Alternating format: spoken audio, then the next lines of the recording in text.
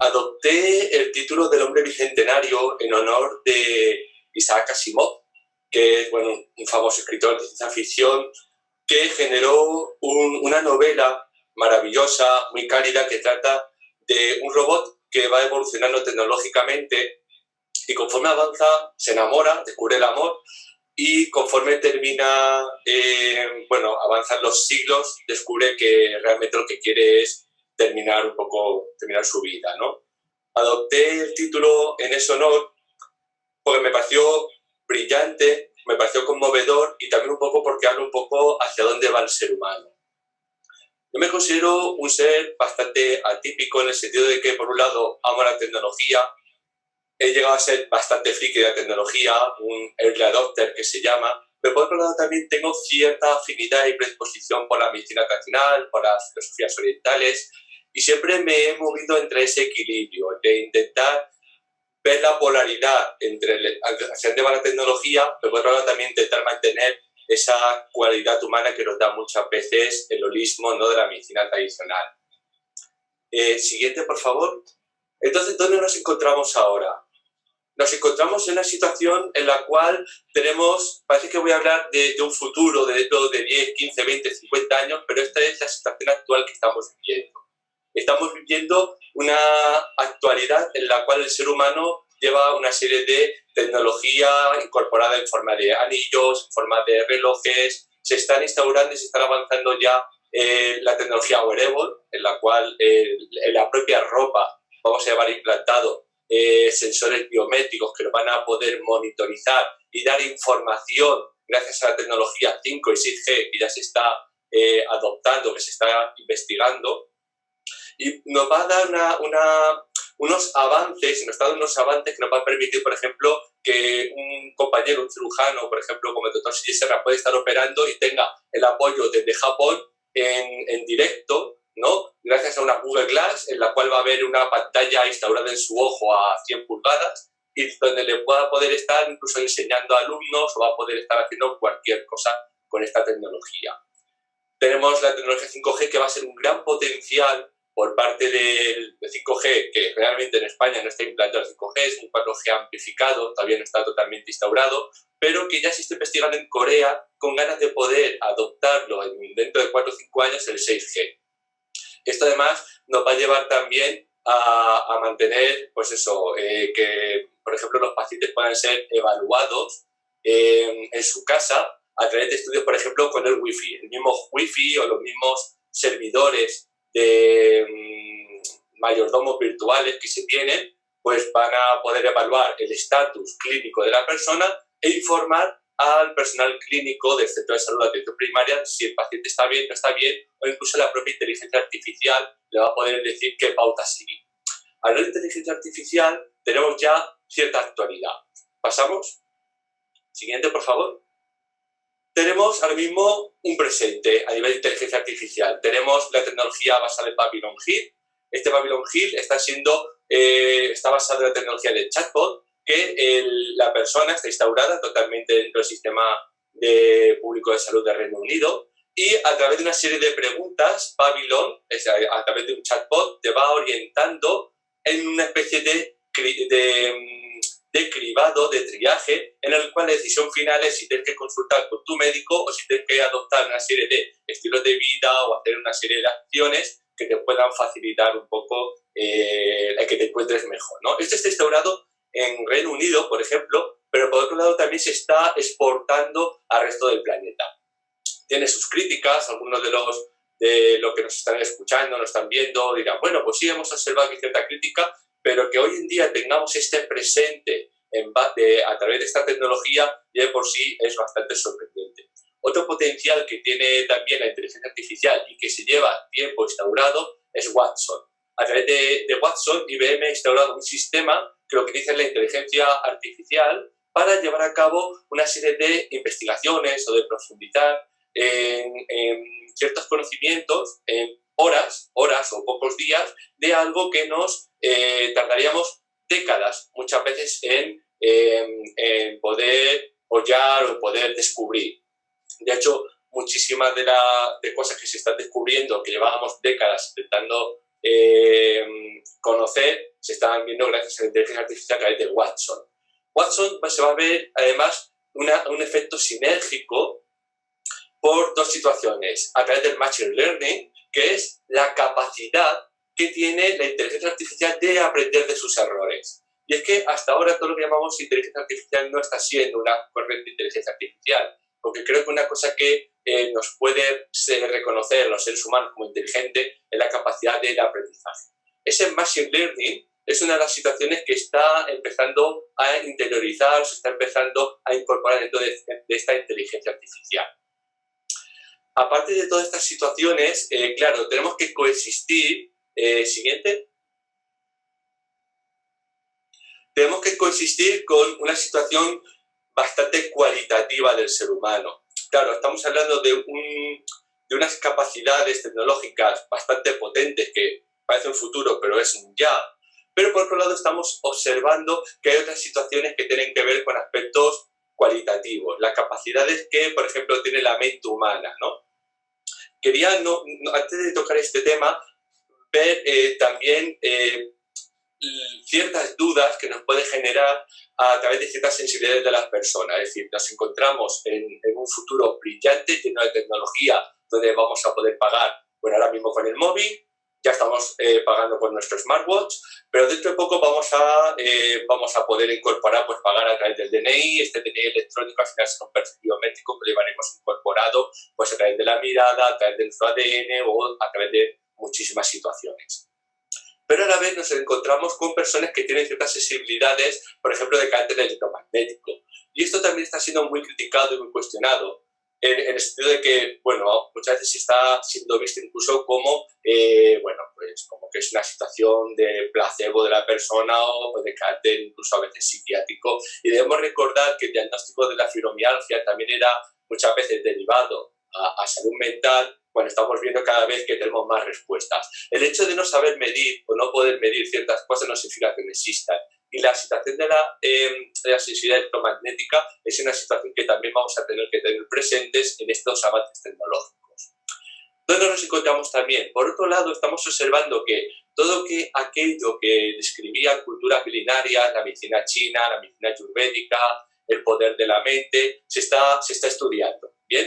Entonces tenemos, por ejemplo, los estudios que se están haciendo sobre la ionosfera de la Universidad de Princeton, a través de la conciencia global, en la cual estamos viendo cómo la capacidad que tiene un colectivo, ya sea reducido, grupal o incluso a nivel global, tiene la capacidad, si no precognitiva, sino detectar con segundos, minutos, a veces horas antes de que pase algo muy potente. Esto es uno de los estudios que está haciendo de la ionosfera.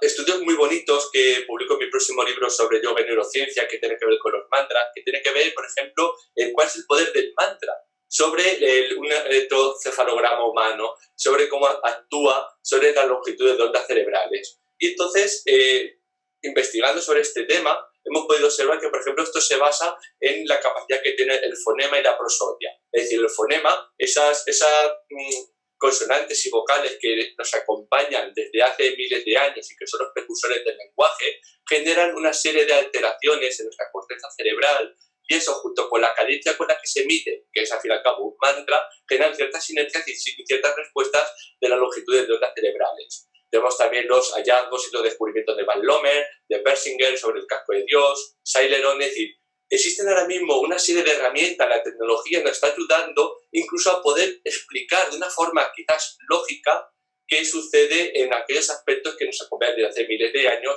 y que muchísimas personas no lo intentaron explicar desde la trascendencia. Se me ha olvidado comentar también, por ejemplo, aparte de cuando hablaba del tema de la investigación, aspectos que tienen que ver con el machine learning es también temas de la supercomputación cuántica, lo cual va a acelerar de forma bastante agigantada los avances tecnológicos posiblemente en unos 10 años. ¿Sí? ¿Pasamos? Siguiente, por favor. Sin embargo, esto que estoy contando volvemos a decir que parece que sea una película de ciencia ficción y cuál es la realidad. La realidad respecto al proceso de la salud es que tenemos, por ejemplo, pacientes que pueden ser lo que se conocen como TECs, ¿vale? Nos van a llegar pacientes a consulta de primaria o de especializada con herramientas biométricas que nos van a dar un montón de cantidades de datos, con básculas con bioimpedancia que nos va a decir el nivel de de adiposidad visceral, el nivel de músculo estriado, el nivel de densidad ósea. Nos van a dar una serie de datos, nos van a dar, por ejemplo, también un electrocardiograma monitorizado. Recordemos que, por ejemplo, el smartwatch, el iWatch de Apple, ya tiene la capacidad acreditada y validada por American Heart Association para medir electrocardiogramas. Entonces tenemos, por un lado, una realidad basada en el paciente check-in. Por otro lado, tenemos, aunque decimos y se nos llena la boca decir que tenemos unos sistemas de salud público más avanzados del mundo, herramientas del neolítico. Ostras, Pedro, ¿por qué dices eso? No puede ser, tenemos herramientas muy avanzadas. No estamos llevando a cabo una medicina individualizada. Es decir, tenemos ya capacidad para poder llevar a cabo una medicina genómica, por ejemplo, poder estudiar qué personas tienen, por ejemplo, el citocromo P450 más o menos activo, de tal manera que puede ser un resultado metabólico hepático lento y que los medicamentos pueden tener más impacto o menor impacto terapéutico, y sin embargo estamos llevando un plan de abordaje en plan estatinas para todos o metformina para cualquier diabético, adaptando con 4 o 5 alternativas de carácter farmacológico, cuando tenemos el potencial y ya existen software informático, tecnológico en España a muy bajo precio que nos podría llevar a cabo una medicina genómica individualizada, por ejemplo. Entonces, efectivamente, tenemos herramientas del neolítico dentro de primaria y además vivimos con una situación, un contexto sociocultural bastante afectado desde el punto de vista de los pacientes, ¿no? El contexto cultural, franjas laborales partidas, la sobrecarga del cuidado de los hijos, una situación como la que estamos viendo del COVID que nos podría generar algo que vamos con mucho retraso, que es la instauración del e-learning en las estructuras básicas académicas, entre otras cosas, se ve de alguna manera no está avanzando como creo que se tendría que instaurar. Siguiente, por favor. Por otro lado, también nos interesa como profesionales de la salud tener una presencia digital, y esa es una situación que estamos viviendo. La realidad es, por un lado, comentaba paciente tequi, tenemos también el tema de las herramientas que podrían evolucionar a la situación del contexto tecnológico actual, el tema de los estrés, factores laborales, sociedad, etcétera. Pero luego también tenemos, por ejemplo, combatimos que el profesional de la salud, muchas veces por el impacto académico que se nos ha dado, no tenemos unos avances en la alfabetización digital. Entonces tenemos el paciente tequi y nosotros que muchas veces no sabemos lo que es un SEO, lo que es un SEM, no sabemos tener presencia digital, no sabemos muy bien cuál es el impacto y la influencia de las redes sociales, no sabemos lo que es una conexión de link entre una página web y las redes sociales, de qué manera todo eso nos puede ayudar. Y luego, por ejemplo, el tema de la telemedicina, la realidad virtual, cómo la realidad virtual nos podría ayudar con los pacientes. Eso por un lado. Y por otro lado también tenemos una situación de miedo. Tenemos un miedo constante. Tenemos un miedo, por ejemplo, a practicar una medicina integrativa. ¿En qué sentido? Tenemos lo que conocemos como medicina ortodoxa, medicina convencional, cuyos avances y conocimientos muchas veces tardan en instaurarse como evidencia científica 10, 15, 20, 30 años. Es decir, actualmente los estudios sobre la fascia y cómo la fascia se interacciona con el impacto psicosomático con el cerebro, y esto afecta a las cadenas, a la cinética y a la biomecánica, se descubrió en el 47, Bissinger hace sus propuestas en el 47, Methieres hace sus propuestas biomecánicas. Yo estudié la fascia en 5 minutos en la carrera. Actualmente creo que, por ejemplo, en fisioterapia no se halla mucho más y hay que hacer estudios de posgrado para poder avanzar en esto. Hablamos también, por ejemplo, de otros aspectos como puede ser la importancia de la micronutrición, la importancia, por ejemplo, de la medicina tradicional. Es decir, hay aspectos milenarios que si hacemos la lectura, no solamente cuantitativa de la medicina científica, sino también el aporte cualitativo, pueden dar mucha calidad de vida.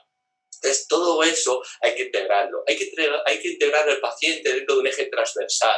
Vivimos todavía sobre una situación jerárquica a la hora de relacionarnos con el paciente. Bueno, el paciente tendría que sentarse a la mesa con nosotros. Y esto es como, no sé qué me estás contando. Esto es inviable. Y esto es posible. Yo lo hago con el equipo con el que trabajamos de forma colaborativa, forma de rueda, donde el paciente expone sus expectativas, donde el paciente expone de qué manera quiere hacer las cosas y hay que respetarlas. Entonces tenemos una propuesta de un punto de vista clínico y luego el paciente que querrá decir, no, mira, pues quiero ir por ahí o no quiero. Y habrá que respetar. Bien, continuamos. Siguiente. Bien, entonces asistimos a lo que es el hombre bicentenario, ¿no? A lo que yo comentaba de Asimov y hacia dónde vamos.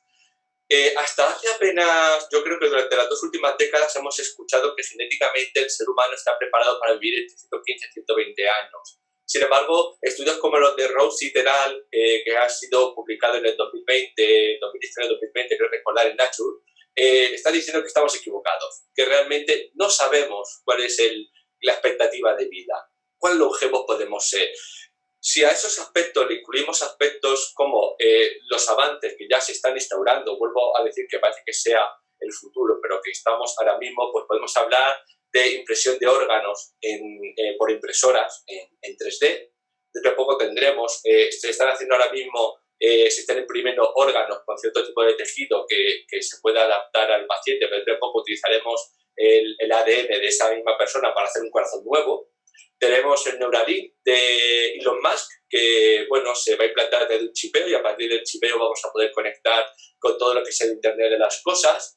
Pero volvemos a recordar que tenemos que coexistir con el ser humano, con los estilos de vida, de tal manera que no podemos perder de vista la importancia del ejercicio. El ejercicio tiene la capacidad de mejorar el telómero, de poder mejorar el concepto de la edad biológica, que es un nuevo concepto que se ha instaurado hace unos años y es en el cual la edad cronológica no nos va a servir. Y esto es un cambio espectacular. Es decir, ¿usted qué edad tiene? No me voy a fijar en lo que me diga el ADN, sino que me voy a fijar en lo que va a decir mi estudio. Y ojo a esto, porque siempre tenemos que tener como una clave a todo esto la ética. Porque puede ser que este estudio de ADN pueda ser incluso controvertido y no te dejan fuera porque tengas 50, 60 años, sino porque tengas 25 años cronológicos, pero sí que tengas, por ejemplo, 60 años biológicos con 25 años y no te contraten. Esto es un tema a tener en cuenta. Tenemos también la implantación de la biónica, el tema de la alimentación, los superalimentos. Siguiente. Vamos a tener también lo que comentaba el tema de la medicina genómica, pero incluso ya se está trabajando con temas de nanotecnología. Esta nanotecnología lo que vamos a hacer es que a través de microbots vamos a generar toda una serie de reparaciones de nuestro organismo. Si no lo hace el microbot, lo va a hacer una serie de tecnologías que ya se están descubriendo, ¿no? Como puede ser una serie de mecanismos o sustancias que tengan la capacidad de regenerar el tejido. Esto ya se está haciendo. Y seremos una especie de híbrido biónico en el cual la tecnología va a tener, pero nunca sin perder la conciencia. Siguiente. Tenemos aquí, por ejemplo, un estudio de imagen que se ha hecho con un estudio reciente que ha sido publicado, en el cual se reactivaron de forma vital células de cerdo que llevaban 4 horas muertas. Bien, entonces no se siguió con el estudio por conflictos éticos, porque no se sabía hacia dónde podía seguir un poco el curso de esta secuenciación que se había activado, pero efectivamente tenemos la capacidad ya de regenerar de manera ahora mismo prototipo o piloto en animales muertos 4 horas. Bien, entonces vamos a vivir en una situación, ¿no? que va a ser bastante alucinante en apenas 5 o 10 años. Siguiente. ¿Cuál es la clave? Yo hablaba un poco el concepto entre la neuroteología y el transhumanismo. Y la clave nos vamos a coger en este diagrama del Tao, ¿no? En el cual vamos a tener que convivir entre la tecnología, pero por favor, no polaricemos. Porque unas situaciones que estoy viviendo como científico, pero también como terapeuta, es la alta polarización. No solamente desde el punto de vista de la ciencia, sino también por parte de las personas que quieren llevar a cabo una práctica totalmente natural. Tenemos que consistir e integrar los conocimientos. Y podemos ser seres humanos espirituales, conscientes, pero a la vez viviendo con una tecnología que sea respetuosa también con el medio ambiente. Muchas gracias.